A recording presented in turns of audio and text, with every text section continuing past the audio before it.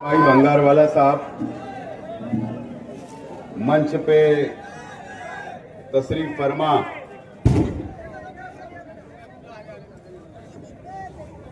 तमामी जिम्मेदारान और मेरे सामने तशरीफ फरमा बुजुर्ग हजरात, नौजवान साथी, दोस्तों और साथियों, सबसे पहले तो मैं 20 नवंबर को जो महाराष्ट्र असेंबली का चुनाव हुआ, मैं अहिल्यान शहर का जिन लोगों ने मुझे वोट दिया और जिन लोगों ने वोट नहीं दिया, ऐसे तमाम ही अहिल्यान शहर का मैं शुक्रिया अदा करता हूं और तमाम ही हमारे कार्यकर्ताओं का, जिम्मेदारान का, मुकर्रिर हजरात का भी शुक्रिया अदा करता हूं कि आप लोगों ने मेहनत की, जद्दोजहद की, इलेक्शन को आप लोगों ने बेहतरीन अंदाज में आप लोगों ने लड़ा और अल्लाह का करम है कि 1 लाख तकरीबन 10,000 वोट हम लोगों को मिली और ये आप लोगों की मेहनत का नतीजा है, कार्यकर्ताओं की मेहनत का नतीजा है और मैं ये पूरा क्रेडिट मेरे तमाम ही कार्यकर्ताओं को देता हूं। और साथ ही साथ वो तमाम ही मासूम बच्चों को भी मैं क्रेडिट देता हूं। यकीन जानो, जो माहौल इलेक्शन का हमारे हक में बनाने का जो सबसे बड़ा हिस्सा किसी का है तो वो शहर के मासूम बच्चों का भी है। मैं उन लोगों को भी इसका क्रेडिट देता हूं। नतीजा आ गया, 163 वोट से हम लोग इलेक्शन हार गए। मैंने कहा था कि हम लोग इलेक्शन हारे हैं, हिम्मत नहीं हारे। हम लोग इलेक्शन हारे, हिम्मत नहीं हारे। दोस्तों, अगर आप लोग ये इलेक्शन का अगर आप लोग जायजा लेंगे, भैया खामोश बैठ जाओ यार, नहीं तो इनको निकाल दो। तो क्या है रे?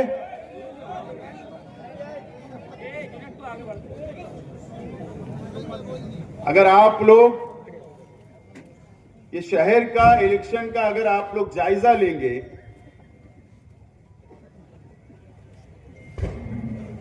और अगर आप लोग नतीजे पे पहुंचेंगे तो आप लोग यकीनन अल्लाह ताला का शुक्र अदा करेंगे कि जिस तरीके से मेरे खिलाफ, हमारे अपने खिलाफ जिस तरीके से इलेक्शन लड़ा गया, नीचे उतरकर इलेक्शन लड़ा गया, तो आप लोग अंदाजा लगा लेंगे और अल्लाह का शुक्र अदा करेंगे कि हम लोग 1,10,000 वोट तक पहुंचे। अल्लाह का शुक्र है इतना नीचे उतरकर इलेक्शन को लड़ा गया है। आप लोग सिर्फ वो जायजा लो और शहर की आवाम भी जायजा ले। आज हो सकता है थोड़ी कड़वी बात भी मैं बोलूंगा, हो सकता है मीठी बात भी बोलूंगा, हो सकता है कई लोगों को मेरी बात खराब लगेगी, लेकिन मुझे कई लोगों ने कहा कि मोहब्बत में और इलेक्शन में सब जायज है।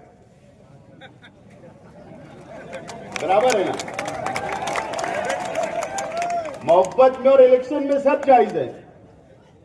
इलेक्शन के वोटिंग के 2 दिन पहले कई वीडियो ऑडियो वायरल हुई तो मोहब्बत वाली थी। लोगों ने उसको भी माना नहीं, तो इसका मतलब मोहब्बत में और जंग में सब जायज है।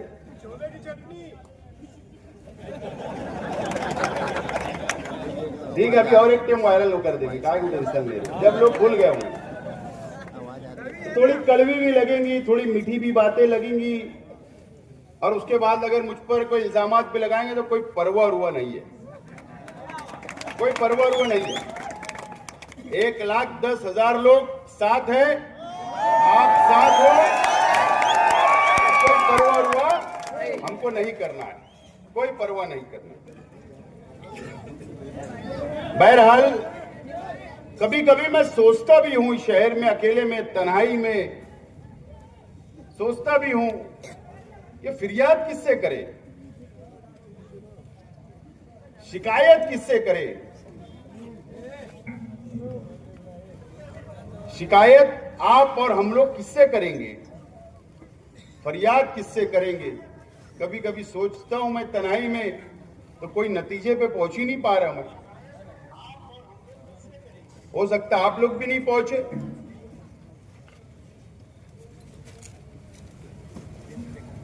सच्चाई है, आप लोग पूरा जायजा लो इस इलेक्शन का, पूरा जायजा लो। मैं कोई मेरी भड़ास नहीं निकाल रहा, मुझे हर बिरादरी, हर मसलक, हर तबका, हर इलाका, हर गरीब, हर मजदूर, सब लोगों ने वोट दिया, उनसे कोई शिकायत नहीं है, कोई शिकायत नहीं है। लेकिन आप जायजा लेंगे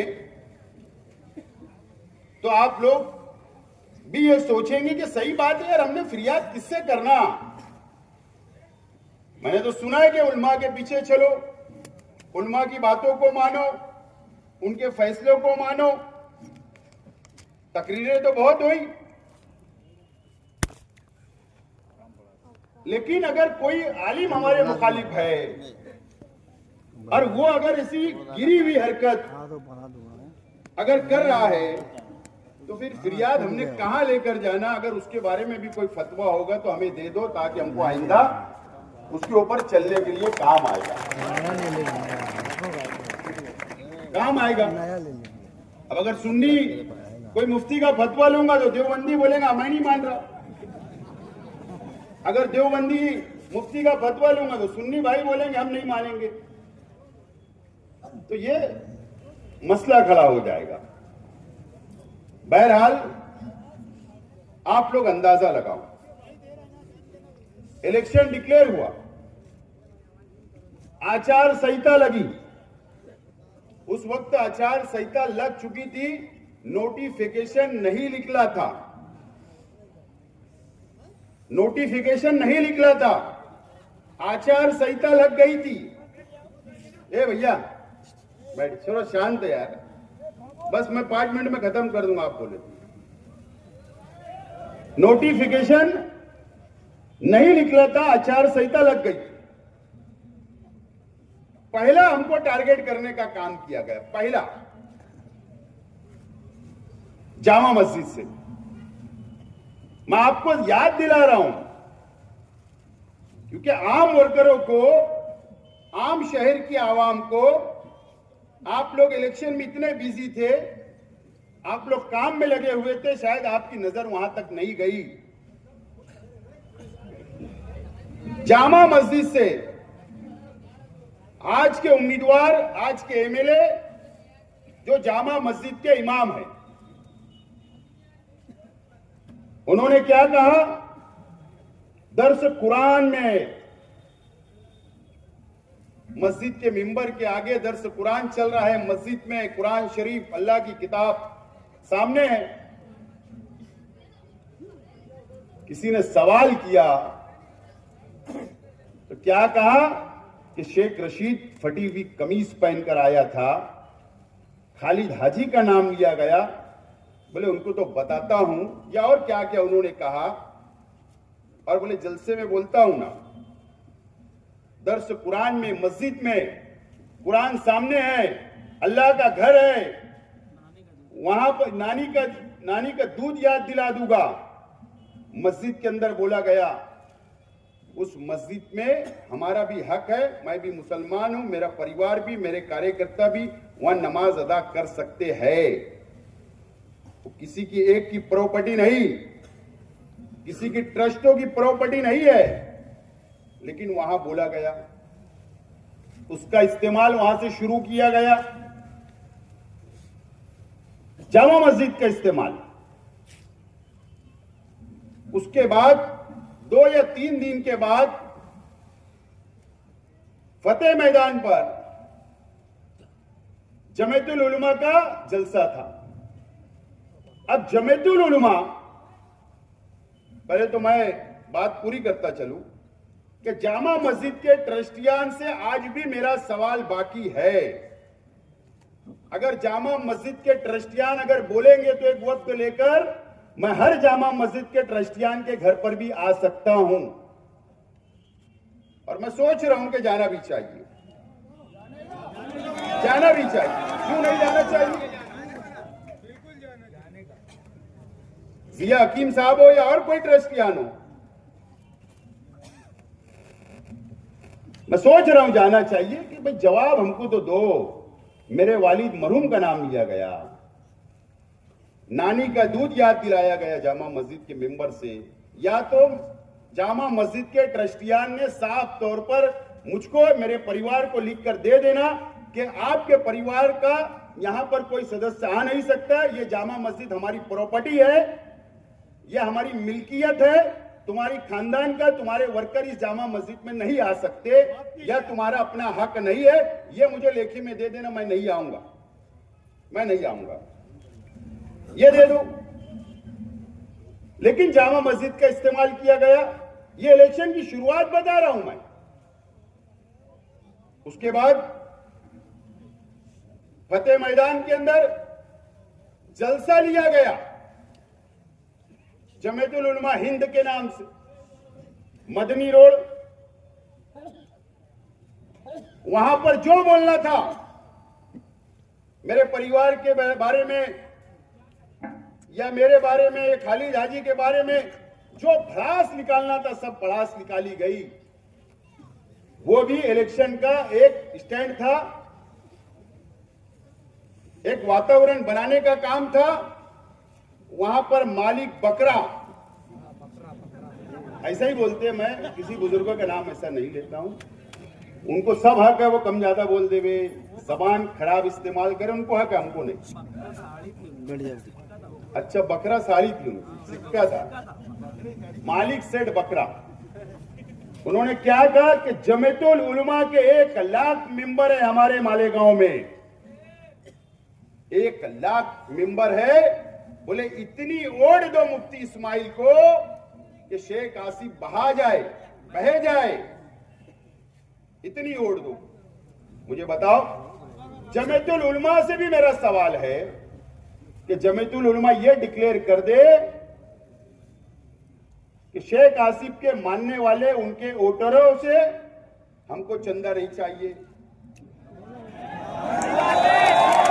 डिक्लेयर कर दो। या जो 1 लाख मेंबरशिप बनी है, आप ये बोल दो कि यह सिर्फ हमारी प्रॉपर्टी है, या हमारी प्रॉपर्टी है, ये बोल दो, ये बोल दो।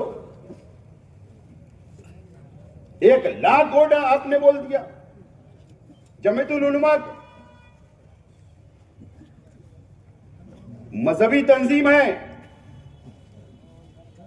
जमीयतुल उलमा, मेरे लिए मोहतरम कल भी थी ऑल इंडिया, आज भी और आगे भी रहेंगे, उसमें कोई दो राय नहीं।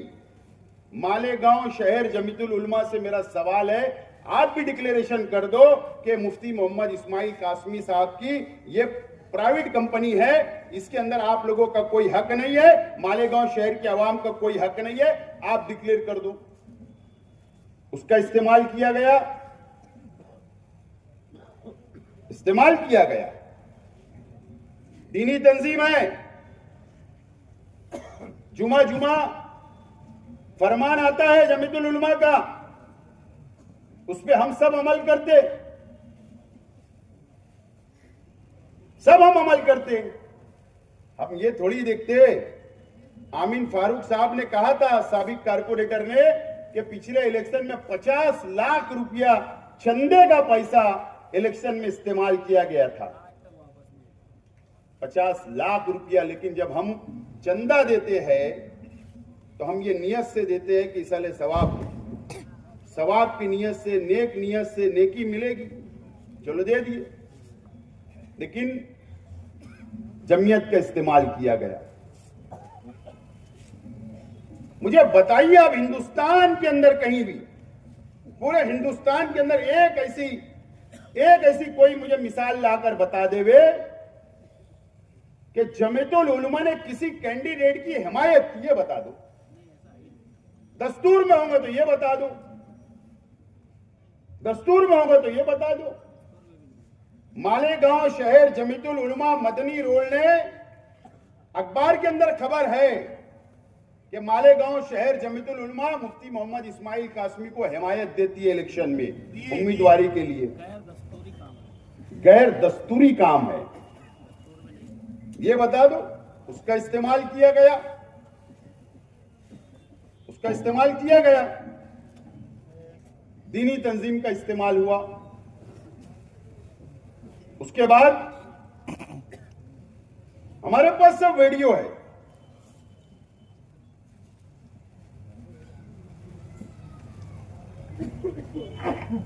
मोहतरमा राफे आपा साहब का एक पंपलेट है, भैया कुछ बताते नहीं,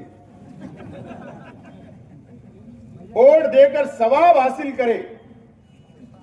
देखो मैं क्या बोल रहा हूं, आपको पता भी नहीं होगा, शायद ये नया पूरा और पक्के इलाकात में ज्यादा बटा, वहीं बटा जाए।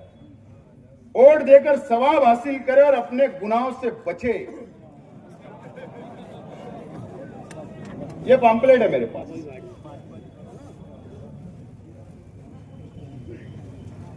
मां बहनों से भी खास तौर पर अपील की गई, वोट देना क्यों जरूरी। पहला सवाब, वोट एक किस्म की गवाही है, पहला सवाब। दूसरा सवाब, वोट देना एक सिफारिश भी है। तीसरा सवाब, वोट देना एक जिम्मेदारी भी है, जिम्मेदार बनाना भी है। पैसा लेकर वोट देना हराम भी है। ये पंपलेट राफे आपा साहिबा ने तकसीम की। अपने बड़े भाई को भी दे दो। बात समझ रहे, ये भी इस्तेमाल किए गए सवाब और गुनाह के तौर से ये बताया गया।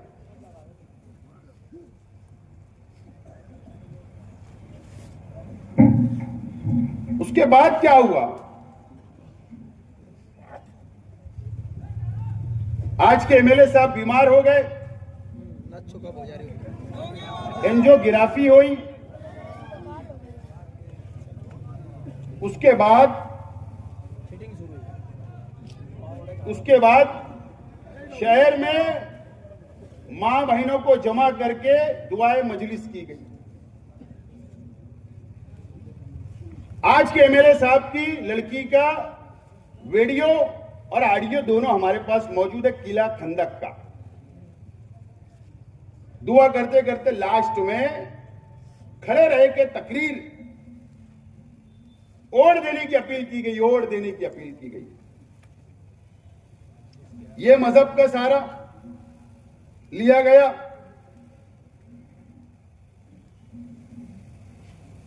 और यहां तक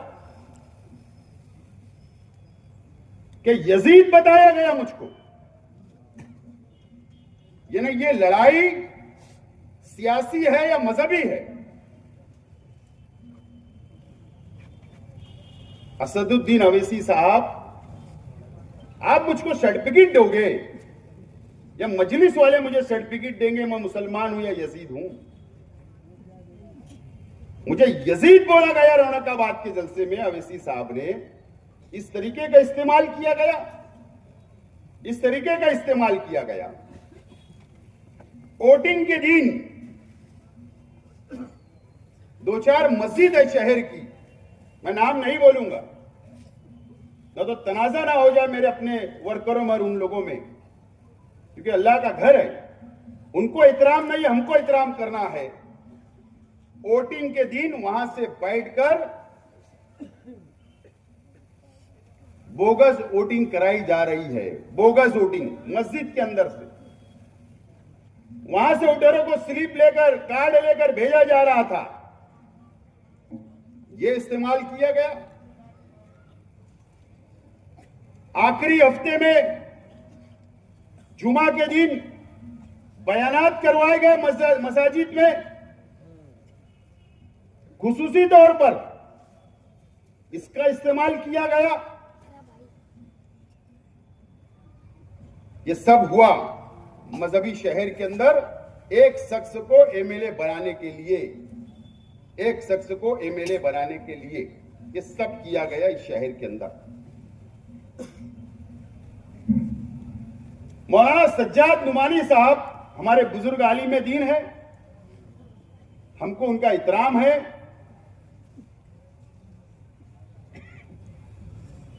सबसे पहले तो उन्होंने पूरी बीजेपी को जिताने के लिए जो बयानात दिए, इसीलिए आज महाराष्ट्र के अंदर बीजेपी की सरकार आ गई।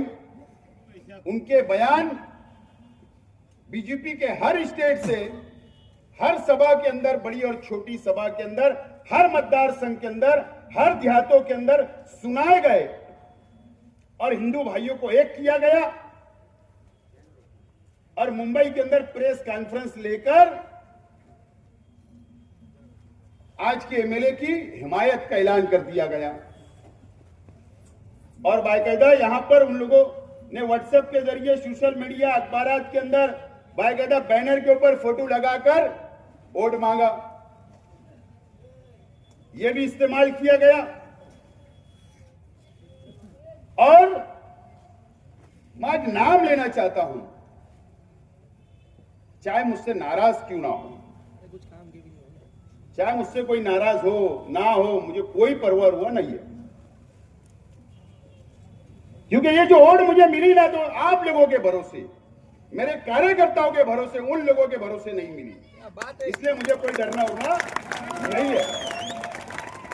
आज मैं बड़ी मालेगांव स्कूल के मैनेजमेंट से मेरा सवाल है, बड़ी मालेगांव स्कूल के मैनेजमेंट से मेरा सवाल है कि अगर आपकी स्कूल के अंदर अगर बच्चों को पढ़ाई के लिए एडमिशन करवाया जाता, चाहे शहर के कोई भी वालिदैन अगर अपने बच्चों को वहां एडमिशन करवाते तो अच्छी तालीम के लिए करवाते, अच्छी तालीम मिले, अच्छी तरबियत मिले,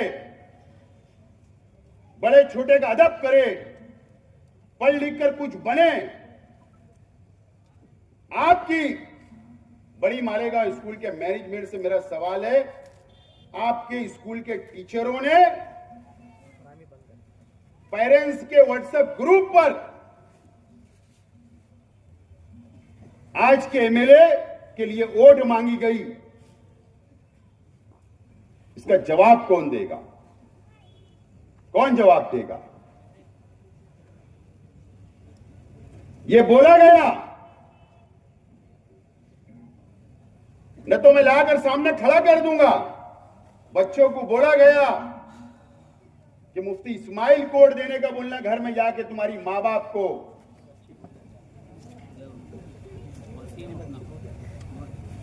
ये पीछे खड़े वसीम भाई, इनकी बच्ची भी बोला गया। और अगर बोले मुफ्ती इस्माइल चुन कर आ जाएंगे तो आप स्कूल आना मत, छुट्टी मनाना, और जो अगर शेख आसिफ कोड देंगे तो इसको स्कूल आना रहेगा। मुझे बताइए, वो प्रचार का अड्डा है क्या? यह तरबियत दी जा रही है कि आपकी स्कूल में? मैनेजमेंट से मेरी गुजारिश है, तहकीक करो, सस्पेंड करो, कार्रवाई करो। अगर आप कार्रवाई नहीं करोगे तो बाहालत मजबूरी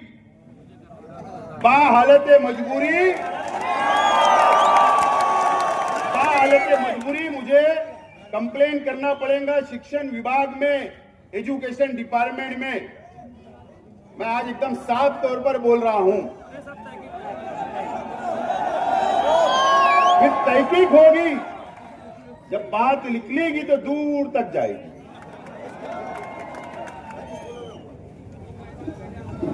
और अभी मैं सब स्कूलों को लेटर भेजने वाला हूं। तुम 3-4 महीना पहले, 6 महीना पहले बच्चों से आधार कार्ड,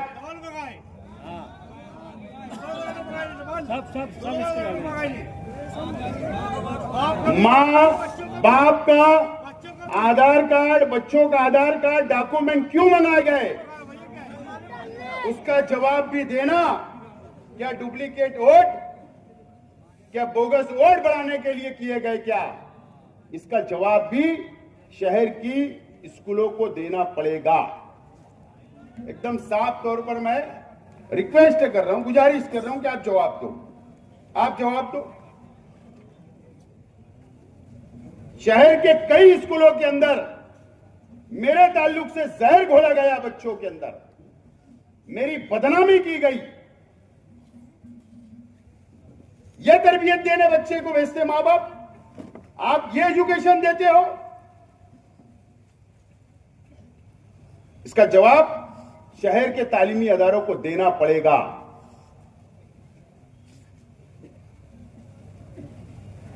माफी के साथ बोल रहा हूं, देना पड़ेगा। अगर आप नहीं दिए तो बाहालत मजबूरी मुझे जवाब कानून के मुताबिक मांगना पड़ेगा, कानून के मुताबिक मुझे मांगना पड़ेगा। अब सवाल यह है,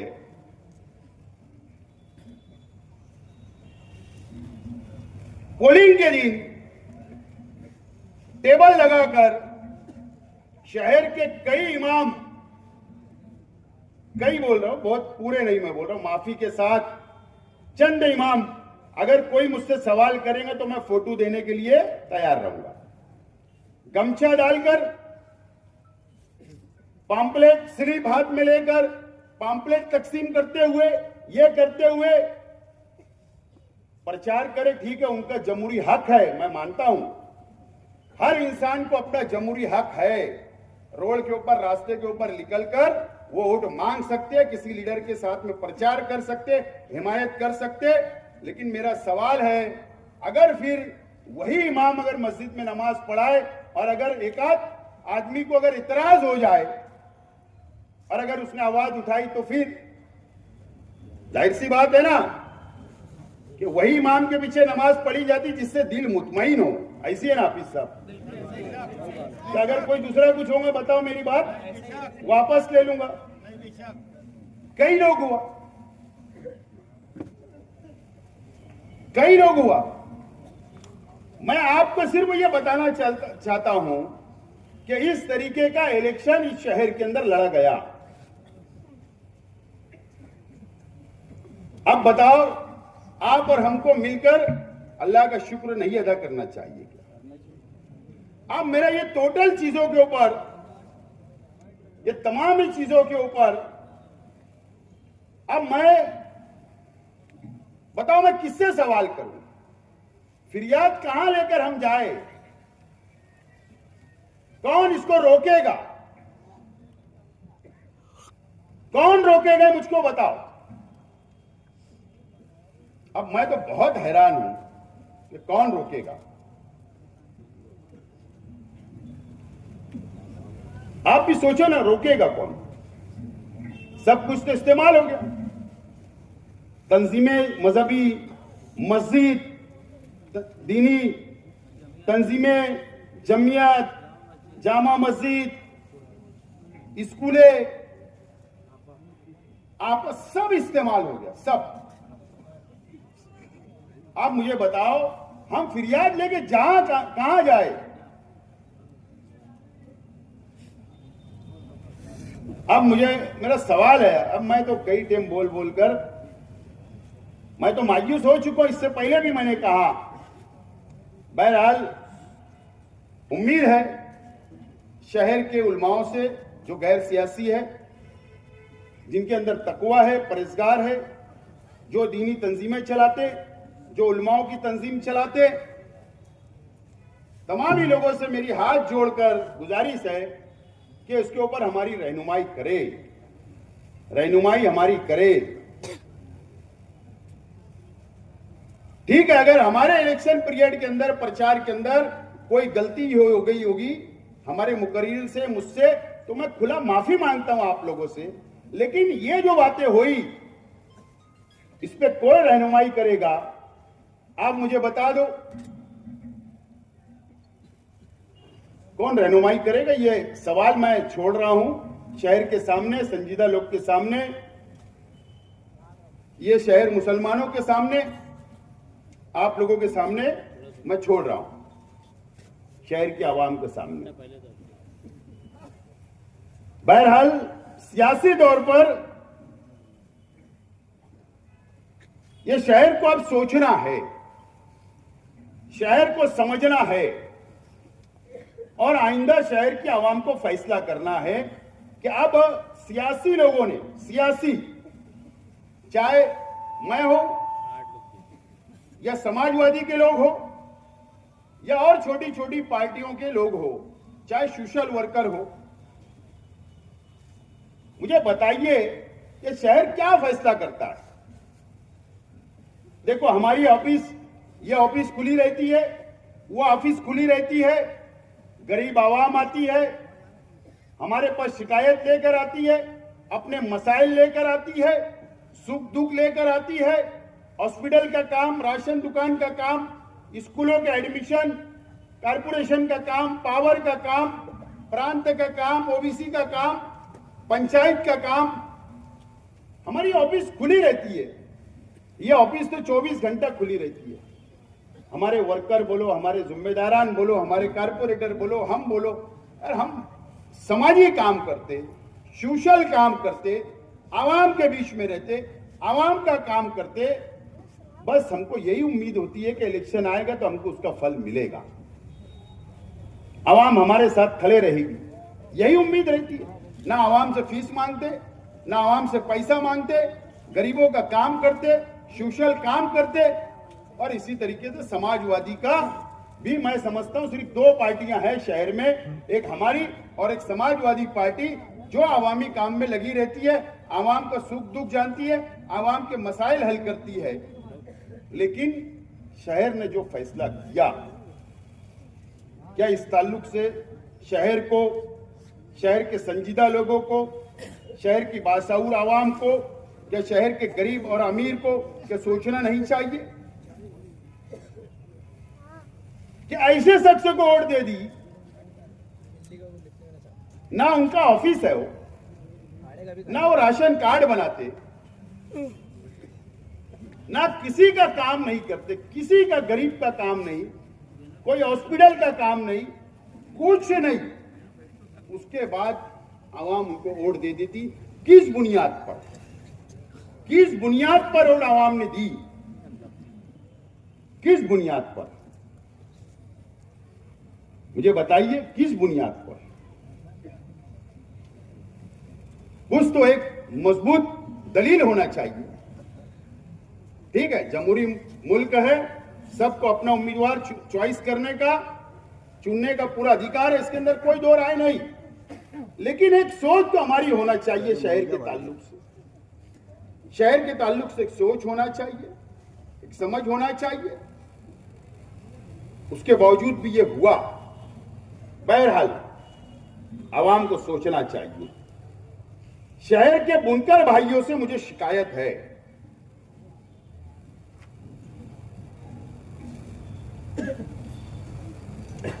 %75 बुनकर भाइयों से शिकायत है, 75%, 25% से नहीं। मुझे बताइए, मुझको ऐसा लगने लगा, माफ करना, कि भाई हमारे बुनकर भाई नहीं चाहते कि हम सनत तरक्की करें, सनत आगे बढ़े, सनत का डेवलपमेंट हो, पावरलूम को तरक्की हो, सरकार से बेनिफिट मिले। मुझे ऐसा लगा इस इलेक्शन में कि 75% बुनकर भाई को नापसंद है, वो चाहते जैसे हम उसको रहने दो। ओके, आप लोग चाहते हो, ठीक है, हम आइंदा खामोश बैठेंगे, खामोश बैठेंगे। लेकिन ये तो कम से कम सोचना चाहिए था कि यार 5 साल पावर के मसाइल किसने हल करवाया? दो ही पार्टियां थी, मैं और समाजवादी थे। मैं इसलिए उनका जिक्र कर रहा हूं कि देखो, जो चीज दिखती है उसका कबूल करना चाहिए। आगे कई लोग उनके पास भी जाते थे, वो भी लेकर जाते थे, मैं भी लेकर जाता था। मैं भी मंत्रालय तक सीढ़ियां चला, रईस शेख को उन्होंने भी बुलाया, मीटिंगें ली, अभ्यास कमेटी, स्टडी कमेटी बनी, बुनकरों का मसाइल सुने, मंत्रालय में गए, वहां मीटिंग लगाई उन लोगों ने भी। असेंबली के अंदर रईस शेख ने कहा, मैंने मीटिंग लगाई, मैंने वहां पर अजीत दादा पवार के पास मीटिंग लगाई, मसले हल हुए, हो मसाइल हल हुए, इस्तेकबाल भी करे बराबर। मसाइल हल हुए। मुझे बताओ, ठीक है, मुझे भी तो 1,10,000 वोट मिला, उन लोगों के दिल पर क्या गुजर रही होगी, वो क्या सोच रहे होंगे, या उनके लीडरान जो मालेगांव के बुनकरों के लिए अबू आसिम आजमी या रईस शेख ने जो आवाज उठाई, बताओ वो दोनों एमएलए क्या सोच रहे होंगे कि जो बुनकर शहर से, पावरलूम सिटी से के ताल्लुक से हमने वहां आवाज उठाई, आज हमारी पार्टी को इतना कम वोट मिला। क्या सोच रहे होंगे मुझे बताइए। हमने उनका हक अदा नहीं किया, ना मेरा हक अदा हुआ। बताओ कि यही हमारी शरीयत है, यही तहजीब है, यही हमारा किसी का शुक्रिया अदा करने का यही तरीका है। जो आदमी ने कुछ नहीं किया, 5 साल कुछ नहीं किया, किस बुनियाद पर वोट बुनकर भाइयों ने भी दिया, मैं भी सोच रहा हूं, समझ रहा हूं। बहरहाल शिकायत जरूर है और वो शिकायत रहेगी। बहरहाल ये बात पे तो नतीजे पे तो पहुंचा हूं मैं कि बुनकर भाई भी ये शहर की सनत को तरक्की नहीं चाहते, नहीं चाहते, नहीं चाहते। ये बात भी मैंने नतीजे पे मैं पहुंचा हूं। बहरहाल ये तमाम ही चीजें, ये शहर को बहुत संजीदगी से फैसला करना है, समझना है और आगे बढ़ना है। ये बात आप लोगों को, हम लोगों को समझना है। देखो, महाराष्ट्र के अंदर बीजेपी की सरकार बन रही है, 137 एमएलए सिर्फ और सिर्फ बीजेपी के साथ है। बीजेपी के 137 सरकार बनाने 145 एमएलए लगते हैं सिर्फ। वजीर आला बनने, सरकार बनाने सिर्फ और सिर्फ 145 एमएलए जिसके साथ रहेंगे, उसका वजीर आला रहता, उसकी सरकार रहती है।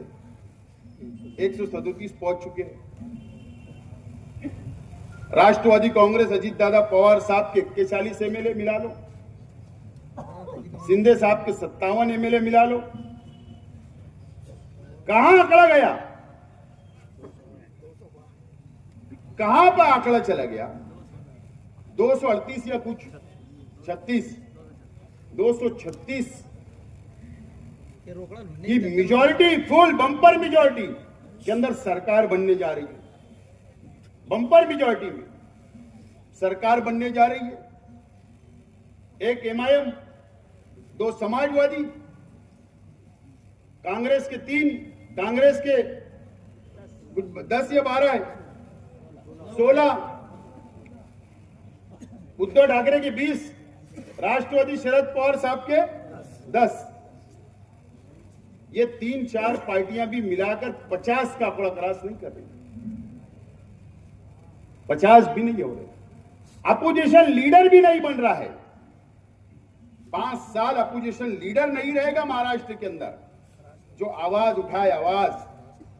बिना अपोजिशन लीडर की सरकार बनने जा रही है, बिना अपोजिशन लीडर की। यह क्यों हुआ, यह आप लोगों को समझना है, महाराष्ट्र के मुसलमानों को समझना है, इस शहर के मुसलमानों को समझना है। इस तरीके की सरकार आ रही है। अब नुमाइंदगी कौन करेगा, तामीरी काम कौन करेगा, कौन तामीरी काम करेगा? ये शहर को और महाराष्ट्र के मुसलमानों को सोचने का वक्त आ गया है। बहरहाल मैंने सुना कि आज के एमएलए साहब सरदार नगर की उनकी ऑफिस के ऊपर पुलिस को दम दे रहे थे।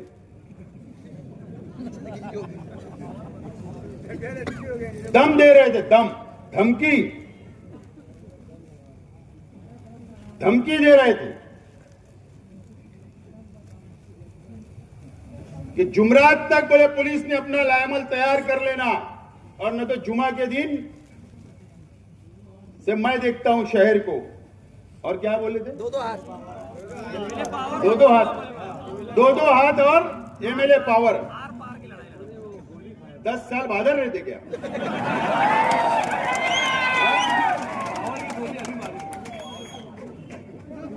बोले एमएलए पावर बताता।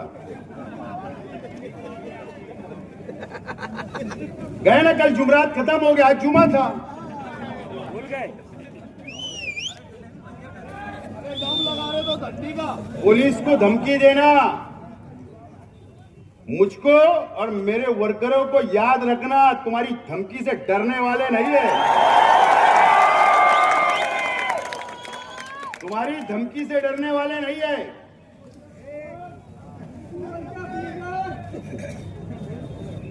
और पुलिस डिपार्टमेंट से भी मेरी रिक्वेस्ट है कि इनके लोग जो फैक्ट डुप्लीकेट वारदातें करते हैं, जो जाफर नगर के अंदर इन्होंने किया था, मैं पुलिस से रिक्वेस्ट करता हूं कि वो प्रेस कॉन्फ्रेंस देकर आवाम के सामने लाए कि उस शख्स को किसने उठाकर लेकर गया था, और वाजे करें शहर की आवाम के सामने कि वो फैक्ट था कि सच्चाई उसके अंदर थी, या आवाम के सामने वाजे करें। पुलिस डिपार्टमेंट से मेरी रिक्वेस्ट है कि नदीम फीडर का जो मामला हुआ फायरिंग का, पुलिस उसकी इंक्वायरी करे, डीप तक तहकीक करे, और मुझको शक है वो भी फैक्ट है, आवाम के सामने ये बात भी लाई जाए, आवाम के सामने ये बात भी लाई जाए। और आज के एमएलए साहब से बोलना चाहता हूं, अच्छाई और बुराई की बात करते हो। तुमने तो मेरा चालू इलेक्शन में कबूल नहीं किया चैलेंज, कम से कम अब कबूल कर लो, या तो तुम फहरिस्त तो बता दो कि मेरे पार्टी के अंदर, मेरे मंच के ऊपर मेरे लोग ये काले धंधे करते, और नहीं तो चलो मैं चैलेंज कबूल करता, मैं बताता हूं तुम्हारे मंच के ऊपर कितने काले लोग हैं, मैं बताता हूं। शहर भी देख लेंगे, उल्मा भी देख लेंगे।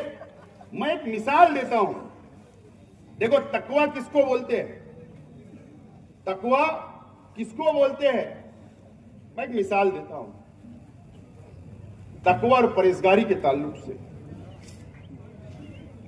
हाफिज यूसुफ साहब थे, इंतकाल कर गए, जामनेरी पहली गली के अंदर। बहुत तकवा परहेजगार थे, बहुत तकवा था उनके अंदर, इतना परहेजगार मैंने मेरी जिंदगी में शहर में ऐसा आलिम नहीं देखा। इरफान अली साहब और शेख रशीद साहब के और हमारे घरेलू संबंध हमने वहां देखा। आपको पता है वो प्राइमरी स्कूल के टीचर भी थे, हाफिज भी थे, और उनकी आखिरी सांस तक उन्होंने कई लोग बच्चों को उनका हिफ्ज़ सुनते भी थे, मैंने देखा हूं। इतना तकवा और परहेजगार उनमें था, मालूम है। वो प्राइमरी टीचर थे। 15 अगस्त है ना, 15 अगस्त की छुट्टी होती है, वो टीचर थे, तो वो 15 अगस्त की छुट्टी का पगार नहीं लेते थे। 26 जनवरी की छुट्टी रहती थी, वो पगार नहीं लेते थे, काट दिया करते थे। जुमा का दिन स्कूल की छुट्टी रहती थी, वो पगार काट के लिया करते थे। और अगर 1 घंटा या आधा घंटा भी स्कूल के अंदर वो देर से पहुंच जाए, तो जब वो पगार लेते थे महीने का, तो वो आधे घंटे का पेमेंट भी काट देते थे। बताओ मुझे, कोई है ऐसा तकवा परहेजगार? मुझे बताओ। मैंने देखा हूं कि वो कहीं पर भी जाते थे मेहमान के तौर पर, तो बड़ी मुश्किल से वो सिर्फ पानी पिया करते थे। मैंने कई जगह पर देखा, कई शादियों में भी मैंने देखा। इतना तकवा परहेजगार, उसको बोलते तकवा और परहेजगारी। अरे तो खाली घंटा लेके जा रहे गाड़ी के अंदर। और अच्छाई और बुराई की आप बात करोगे? अरे मैं तो आज बोलता हूं, कुछ वीडियो ऑडियो वायरल हुई थी ना, छोले की चटनी और कौन सी ऑडियो हुई थी ना, यकीन जानो मैं और एक ऑडियो कर सकता हूं, लेकिन मालूम है मैं मीडिया के सामने बोल रहा हूं। मैं आज शहर के सब आलिमों से बोलना चाहता हूं, सब दीनी तंजीमों से बोलना चाहता हूं। अल्लाह का करम है, मेरा अल्लाह गवाह है। अगर मैं वो ऑडियो रिकॉर्ड अगर वायरल कर दिया ना, तो तबलीगी जमात के एक जिम्मेदार की फैमिली का उसके अंदर नाम आ जाएगा, उनकी बेइज्जती हो जाएगी। सिर्फ इसके लिए नहीं कर रहा हूं, न तो मैं कपड़े उतार सकता हूं, कपड़ा उतार सकता हूं, लेकिन इसके लिए कि आलिमों की इज्जत नहीं जाना, तबलीगी जमात की किसी की इज्जत नहीं जाना, ये मैं एहतराम करता हूं। अगर मेरे को इलेक्शन जीतना रहता तो मैं वो ऑडियो उस वक्त भी वायरल कर सकता था और किसी को नंगा कर सकता था, मैंने इसलिए नहीं किया। क्या बात करते हो आप? अच्छाई और बुराई की बात, किसी की मां बेटी से ऐसी बात करोगे? शर्म आना चाहिए आपको। और अच्छाई और बुराई की बात करते हो। सिर्फ इसके लिए नहीं करता हूं, यह मेरा शहर है, यह मुसलमानों का शहर है। अगर ये शहर की किसी की भी इज्जत जाएगी तो मेरी इज्जत जाएगी, ये सोच के मैंने वो काम नहीं किया। अच्छाई और बुराई से आप न तो चैलेंज मेरा कबूल कर लो और न तो बोल दो कि तेरे पास जो ऑडियो है वो वायरल कर दे। वायरल करने के लिए तैयार हूं, आज 1 घंटे का टाइम देना। लेकिन ठीक है, सियासत अपनी जगह मैं मानता हूं, लेकिन ये तरीका ठीक नहीं है शहर के अंदर। और मैं डिपार्टमेंट से गुजारिश करता हूं, डिपार्टमेंट की भी बदनामी है अच्छाई और बुराई के ऊपर।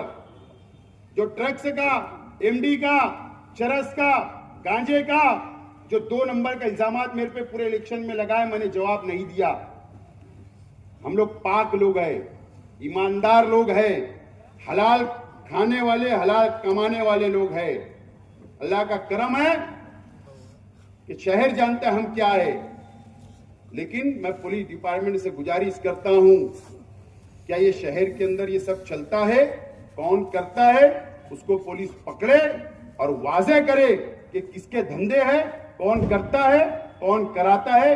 पुलिस वाज़ेह करे, न तो पुलिस की भी बदनामी हो रही है। यहां तक नहीं, पूरे स्टेट लेवल तक हो रही है। पुलिस से भी रिक्वेस्ट करता है कि इसके ऊपर भी दूध का दूध और पानी का पानी होना चाहिए।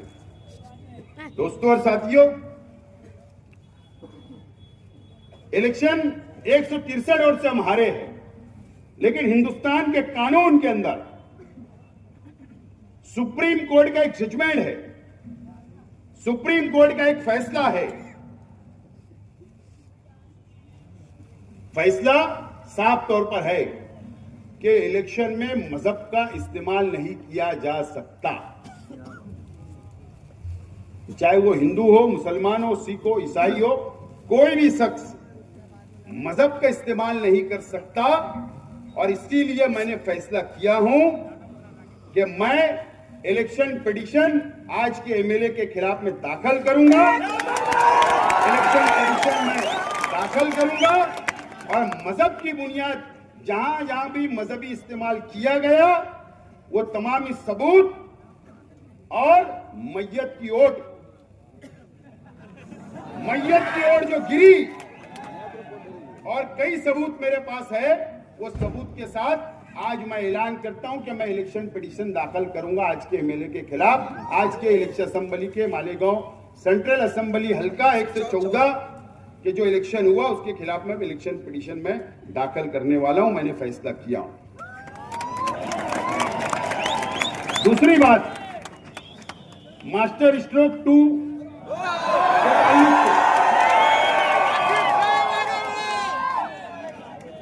ये बात तो बिल्कुल सच है कि क्या ऐसा है कि अब सामने से भी दो हाथ करने वाली बात आ रही है? दो हाथ करने वाली बात हो रही है।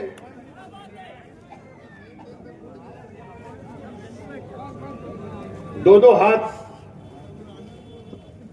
अरे अभी आपकी तबीयत खराब रह रही है क्या? थोड़ा सी आप चल रहे, सांस फूलने लगी। अल्लाह आपको सेहत दे, तंदुरुस्ती दे, हमारी दुआ है। काहे को दो हाथ की बात कर रहे हैं?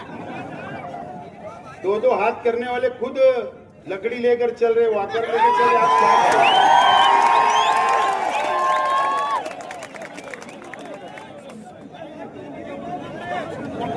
दो हाथ की बात कर रहे हैं।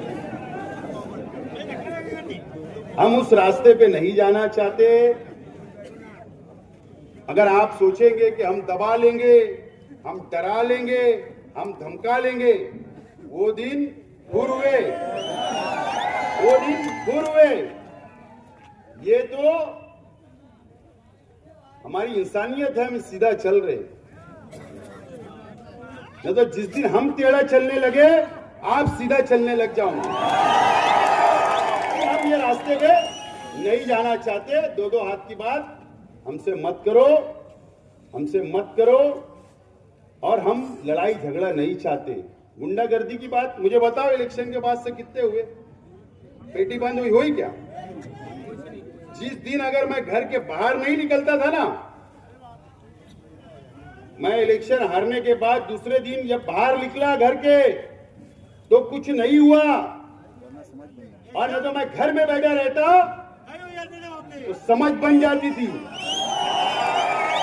लेकिन मैं घर से बाहर निकला, मेरे चाहने वालों को समझाया, बुझाया, मैंने उनको हौसला दिया। तो ये शहर शांति से है। हम शांति पसंद लोग हैं, अमन पसंद लोग हैं। उसके बाद भी कंप्लेन, मालेगांव पुलिस वालों की कंप्लेन कर रहे। मैं निकला, गुरुवार वार्ड में बड़ी हजारों लोग लग गए, रोड पे आ गए मेरा इस्तेकबाल करने के लिए। घबराहट होने लगी।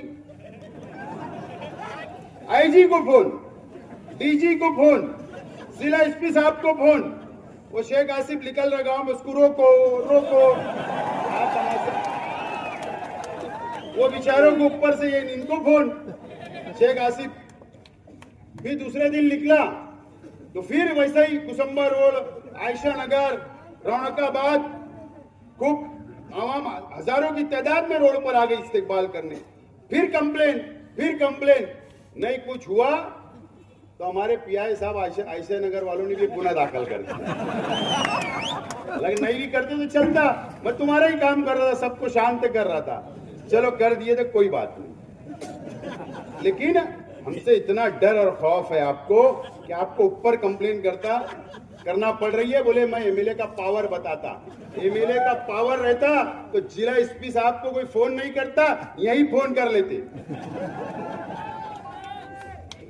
और तुमने 10 साल के अंदर कुछ नहीं किया शहर का, अब क्या एमएलए की पावर बताएंगे?